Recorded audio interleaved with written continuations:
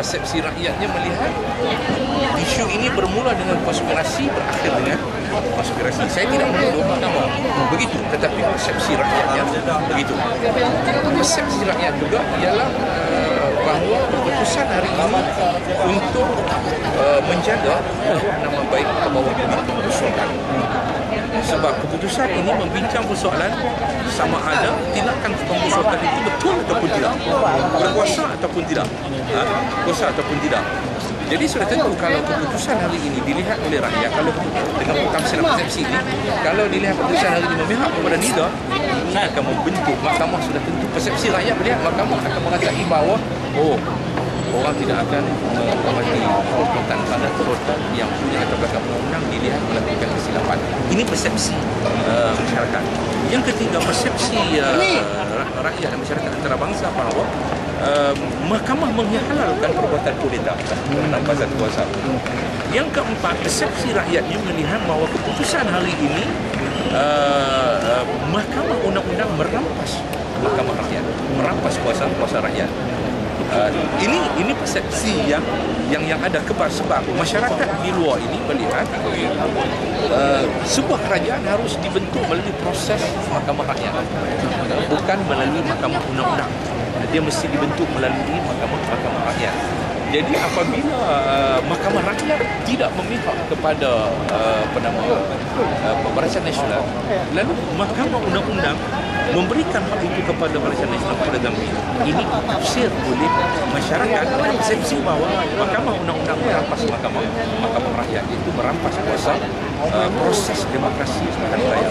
Sedangkan rakyat mengharapkan keputusan mahkamah memihak kepada NIDA untuk membolehkan pilihan raya itu diadakan. Jadi sekarang ini kembali isu ini harus dikembalikan kepada moral politik Zamri dan juga Barisan Nasional. Sebab majoriti rakyat negeri Perak 80% mengatakan bahawa mereka nak pilihan raya. Harus dikembalikan. Rakyat mohon kembali, pengundi mohon kembali. Hak itu harus ditentukan oleh mereka. Jadi moral politik ini Zamri harus sedar bahawa tak ada kerajaan dalam dunia ini berdiri tanpa kuasa rakyat, tanpa kuasa rakyat. Tak ada kerajaan dalam dunia yang hanya berdiri atas kuasa mahkamah undang-undang.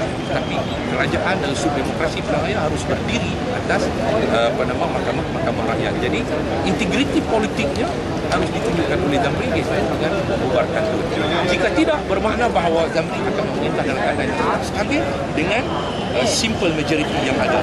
Dan sudah tentu bagi saya bahawa saya dipahamkan Pakatan Rakyat di negeri Perak sedang meninjau beberapa orang yang di kalangan UMNO dan Barisan Nasional yang ada kecenderungan. Dan sudah tentu bahawa dengan tindakan yang dibuat Mahkamah Agung ini membenarkan rampasan kuasa itu, proses itu berlaku sebegitu rupa, maka sudah tentu inilah juga yang mungkin akan berlaku kalau keadaan pemerintahan dengan simple majority, melainkan akan kembali kepada rakyat.